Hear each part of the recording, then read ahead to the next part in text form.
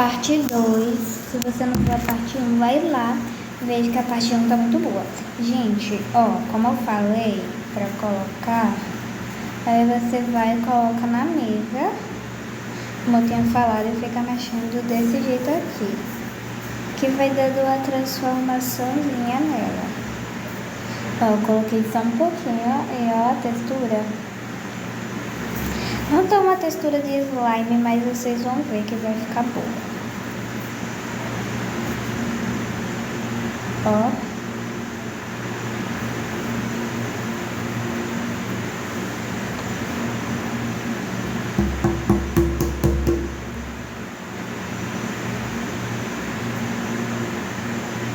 Meu Deus.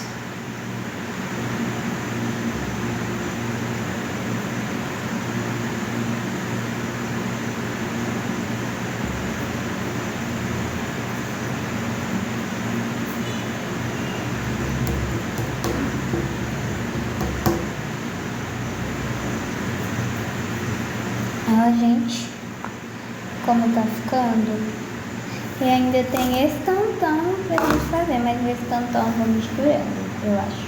Peguei mais um pouquinho, colocar aqui, agora vamos ficar mexendo até dar um ponto bom, gente. E ó, que eu não tô colocando nenhum tipo de farinha. Quando ela tiver mais dura, você já vai e coloca aquela parte que tava bem dura, que você tenha mexido, que aí já vai dar a consistência. Ó, mexendo, dá uma consistênciazinha nela e ela acaba virando dura, né? Ficando dura.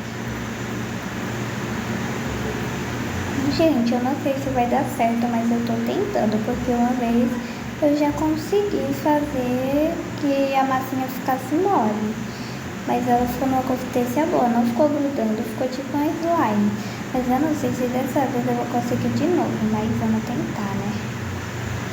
Vou mexer aqui bastante.